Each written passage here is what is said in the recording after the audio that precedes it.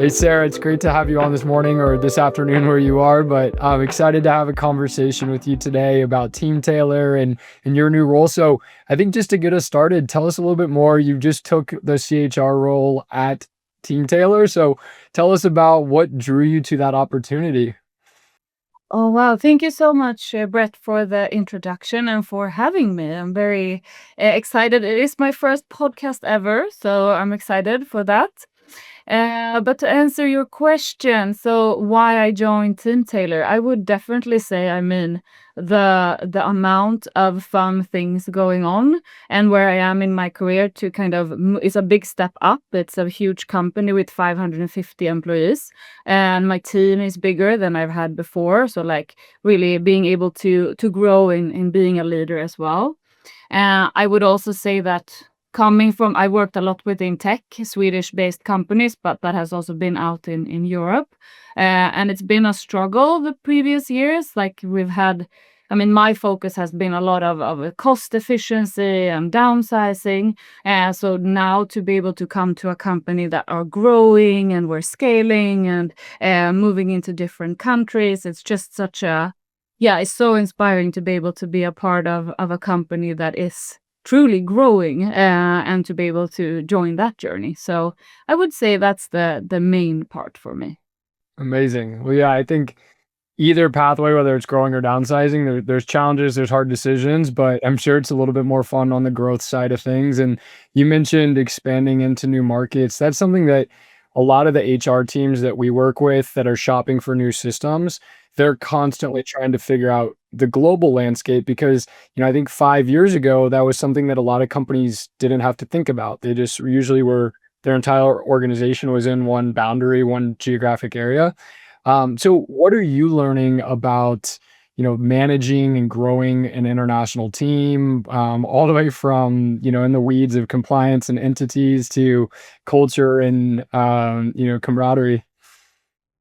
Oh, really good question. I'm learning so much every day.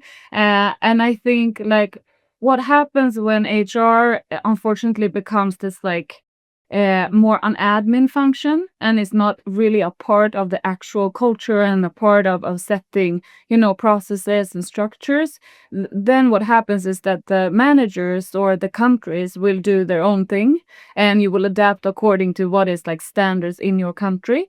And I think, in a way, of course, there should always be local like adjustments to how we see how we work with performance or leadership culture, etc. But if we truly want to be a global company, we need to make sure that we have, a global way of doing stuff that works for like the HR wheel and how we work with the performance processes and everything connected to salary, etc. It needs to be in the same way to create fairness and create this one sense of like one team working together. So that's really been it's been inspiring to start at Team Taylor because I see so many talented leaders doing their own amazing stuff. But I think a big challenge is again to how do we become global? We need to like own what's happening and own the processes so we work in the same ways as much as possible. Yeah, I don't know if this analogy works, but, like, I think of what I learned about the Roman Empire growing up, and it was like each country that they would bring under their fold, it was like there's certain things like paying taxes that you're just gonna do globally because 'cause you're part of the empire, but other things like, the religion that you do and all that, will let you keep that as it is. So it's sort of this balance between, like, we need some global unification, but we also want to kind of let what makes you great in your different regions also shine as well. So, I'm curious, like, what are your thought processes around global when it comes to things that we should be managing versus things that we might need partners who are experts in that global arena or in that specific market to help us kind of extend our knowledge and our expertise. Yeah, if from an HR perspective, looking into like labor law, for example, I mean, it's crucial that you have good partners out in each market so that you get support quick. I think that, I mean, my HR team is mostly based in Stockholm, but then whenever we have a case or a situation in the different countries, we take local help. In that way, we have the same kind of communication, the same processes, but we get a fast support in order to support our managers in different cases. And we learn so much. So to be able to learn labor law in all of these different countries is it's a amazing growth possibility for myself, but also my team, I would say. Yeah. But, like, way too much for one person to try to be an expert in, so important to have partner. Exactly, and also to be transparent with that to the leaders when they're asking for help I mean, Teamtailor is a very fast-paced company of people expect things to happen quickly, which I understand, but also to be transparent that, we are today, myself and 2 HR business partners for 550 people. So things will like sometimes we need to take a step back and truly understand the processes and the laws in each and every country in order to help support in the best possible way. So sometimes it will take longer, and then sometimes we learn and we can push fast. Yeah. Well, you just mentioned the size of your team. I think when we talk to a lot of, 500, 700 employee companies, we hear that story a lot, which is we don't have a deep bench of 10 HR specialists. Like, we are lean and mean. What do you think is the advantages to that size of a team? And what do you think some of the things that make it a little bit harder? Yeah, really good question. To start with, the good thing is that, like, one thing that is super important for me is to build relationship out in the organization, and for my HR abilities to be well known, build relationship. Managers should know in which cases, in which situations can I turn to my HR business partner to get support, and that we need to be out there. We need to speak. We need to hold leadership trainings and coaching, etc. And I think the less you are, the less confusing it is for managers to know who do I turn to. So that's a positive thing, that the fewer we are, we can truly build these relationships with managers and create trust within each other. But of course, what is the consequences of being so few is that we do not have time to work as proactive as we would have want to. And now sometimes I sense that it becomes reactive, and cases turn up and then we support, instead of being able to truly coach leaders and truly follow up on like team conflicts or team, just challenges, and how we can support leaders in that. So it's always a big challenge of how many should we be, and where is that balance, I would say. That resonates 100% with me. We just went from understaffed to, I think, like, potentially not overstaffed, but like more bandwidth than we've had in a long time. And I find myself finally out of that reactive putting out fires place. It's like, oh, this is what it's like to set a strategy and do strategic objectives. This feels good again. I miss this. Yeah, I agree. I agree. And it's always a balance also.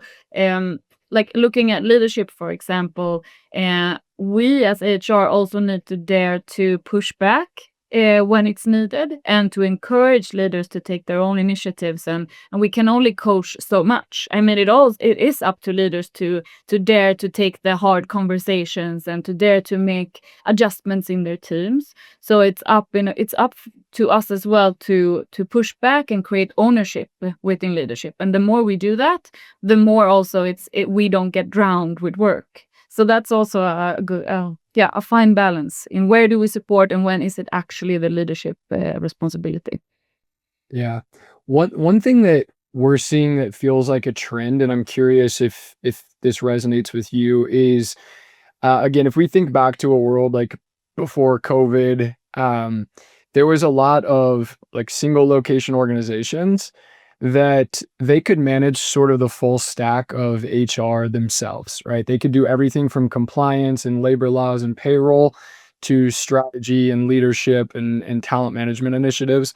But as we've moved into this very global ecosystem, or in the United States, like companies in 50 different states that all have different laws, I think what we're seeing is companies are kind of realizing that's too much surface area for one HR team.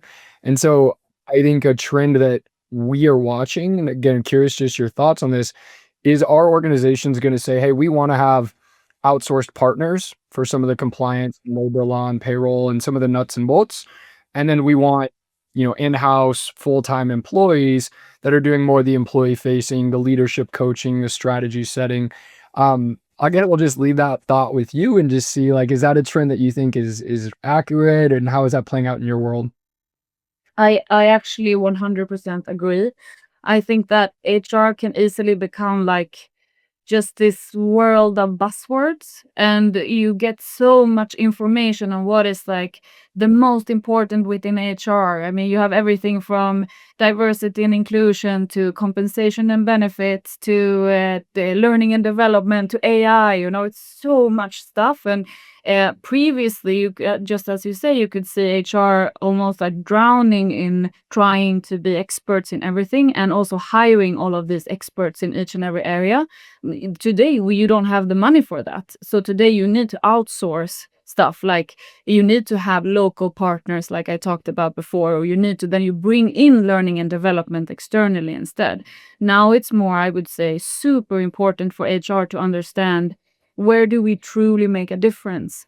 We cannot be everywhere. What you need to do, it will depend on what type of company you work at, what kind of measures you do, and what you focus on, because you can't do everything at every company. You need to connect what you do to the company goals. And when then you need, so like if learning and development would be crucial and you need to upscale, then of course you could have a learning and development partner or manager. But if that's not crucial for the business, then you could take in partners or consultants that do it when you need it just for that occasion. So that I would say is definitely a big trend. I agree with you on that. Yeah, and when you think about, okay, we kinda need to be honest with ourselves, like, what does the business need from HR first? And then let's kind of optimize for those things. I imagine at Teamtailor, with the growth that you mentioned, a big portion of what the business needs is recruitment. And I kind of want to explore that in two areas. One is understanding like what it means to be a global recruitment organization and what complexities come with that. And then afterwards, I think let's get to like what it means to like use your guys' own product and talk a little bit about Teamtailor's product. But for now, just like what is what are you learning and what are the challenges and obstacles you've seen in terms of scaling an organization across multiple geographies? Oh, scaling the organization, I mean, there's so many challenges in that, of course. And to like keep the core of what is the Team Tailor culture, but at the same time, very rapidly hiring and recruiting. It's so easy that you lose what is the actual core and what kind of, what people do we want to have on board on this journey. And I would say I'm very impressed with how Team Tailor has managed this. For example, our CEO and one of the founders, during the onboarding process, he has this, it's called like the blue presentation. So he talks about Team Tailor from when they started, when they were like in the basement and trying to figure out what kind of company they would be. And when they were 5 people, and now going from the journey to becoming 550. So starting there, and like how do you talk to people that you recruit, and being honest as well, that scaling comes with a lot of positive things, but it is also a challenge. So making sure that you're honest with candidates. We will not have everything in place. We will not have all the processes, and it will be a bit messy, but that's where we need you, and that's where we need you to help us create the processes and the structure.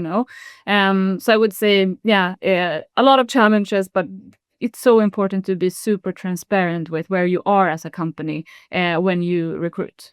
And I hope that answers your question. Yeah, no, I think it's beautiful. It's something that like we're at a different scale, but I think about all the time is like how do we do that storytelling and like really let people know what we value, what we're all about, and make sure that that's ingrained in people. And I think, like you said, a lot of expectation setting too of just hey, we've got some things figured out, we got some things where you need to figure it out, and that's a fun little balance. But um, are you finding anything specifically with like recruiting in Sweden versus recruiting in North America and like differences in sort of the cultures or the types of candidates you can find, anything along those lines? Good question. I think, I mean, in Sweden, for example, and bigger parts of Europe, we are quite well known. So we already have a very strong brand, and that attracts people. So employer branding almost comes free because everyone kind of uses our product already. For the previous five, 6 experiences I've had Teamtailor as my go-to system. So I think it's easier in a way in Sweden where we are so well known, but then in the US it's so new that people don't know really our product. So it comes with another challenge of you have to sell both us as a company, but also what kind of product will you be working for or selling. You need to be even more, yeah, sell even more in the recruitment process than you might need in Sweden, I would say. That makes a lot of sense. On the Team Tailor product conversation, what was it 4 or 5 companies ago when you first bought Team Tailor that drew you to it, and what kept you coming back to it? Oh, it's actually funny. When I started here, I met one of our sales people. He's named Petter, and he was like, "I sold you Team Tailor like 5 years ago at Ghent when I worked there." And I was like, "Oh, I remember you." So it's so fun that he's still here and that we can talk about how also much Team Tailor the system has grown. But I would say what kind of caught my eye in the beginning was the user friendliness of for the candidates, but for me in recruitment or HR, it's so simple. Just like drag and drop, you see a good overview of each candidate, and it's really easy to see the full process and to get help also with like how you communicate to the hiring manager, and you can how you like yeah, communicate in the actual process. So it's super, you have this perfect overview. So very simple, intuitive. I've always loved that. And now like the things we're doing now with AI, and how you can like see, you get summaries from the interviews, you get recommendations by AI, and it's so much going on that it's super impressive, and it's just it makes your life a lot easier as a recruiter, I would say. My first job right out of college, university was, working at LinkedIn, and LinkedIn had this belief system that, like, we had to be the experts in our product, and, like, they really prided themselves on the quality of their recruitment organization because they felt like, "If we're gonna sell recruitment products, we need to set the standard," and so, even for me as a salesperson, my first role before I got into sales was as a recruitment coordinator because they wanted me to understand the role and who our audience was and what that job really felt like. So I'm curious like how you guys, especially in the recruitment organization, think about kind of setting that bar as users of your own platform. Really good question. And I think here we do have, I mean, the recruitment team is amazing. But we do have some work to do here in terms of like how we are, I mean, of course, there's super users in the system and know everything by heart. But I think in terms of like it is an extra added pressure of being HR and recruitment in an HR company. We need to have like a world-class recruitment process. And I think here we do have some things that we could probably do even better and be more creative in the ways we actually communicate to the candidates. And today it's good, but I think we should become world class. So we're I getting love there. it. All right. I'll be watching for it. I'm sure you will. Just one more topic that I want to take us on for this conversation is just, I think the buzzword as you're talking about, there's many of them. They're always cycling through, but the big one today is AI. And I'm curious, um, just walk us through how that's impacting the role of a CHRO. I would say, like, what we talked about before in terms of like being a specialist in the organization and that we can see a trend moving away from that. I would say AI has a big force in that because we can work so much more efficient, and being able to get summaries, being able to like really quickly get support on these like easier matters. You can ask and you can get responses very quickly. You can summarize if you have like cases or you need to conduct reports. It's really, really simple to get support in that. And just watching like the landscape of, we have our own HR system as well called a board, which is also now starting to use AI where we have this co-pilot so you can like ask to get numbers like a chat. So you ask, okay, what is the turnover? How many people left during this month? What is the average salary? And instead of having to like sit in these Excel files that we used to do, now you get responses really quickly, which opens up for us to be able to work more proactively, like I talked about before, and actually focus on the things that matter and really working with the leadership, etc. So I would say it opens up a world of, yeah, efficiency for sure. Are you seeing any like downsides or risks, not necessarily just to the HR, but just to the organization at large adopting AI in mass? I mean, within HR, a risk is always, of course, like trusting the information you get, especially like labor law. You need to really make sure that that's the correct information you get, and of course, that could be risky if you don't have. Yeah, you choose the AI path, and it might not be correct, so you need to be very careful there, of course. I would say, of course, in the broader organization, like when we put in too much data into AI, we share too much like company information. That's always a risk. So we need to make sure that we don't share too much and that we don't share too much personal information, etc. And yeah, a risk of overuse and over trust in AI, I would say, is a risk. Yeah, yeah, no question. I think when we look out at the landscape of like where AI is being adopted, I think we feel like HR and especially like payroll and compliance are some of the safest areas in the white collar workforce right now, just because it's 98% accurate is not gonna be okay. 99% is not 99.5% is not okay. It has to be 100, and so I think it is a space where there's certainly areas where AI can help a lot, but there's certain areas where it's not gonna be utilized in a near term scenario. Exactly. Agree. Well, thank you for your time today. You wouldn't have known this was your first podcast, quite a natural. Thank Uh, you very much. yeah, I hope it was an easy conversation and, really appreciate your time.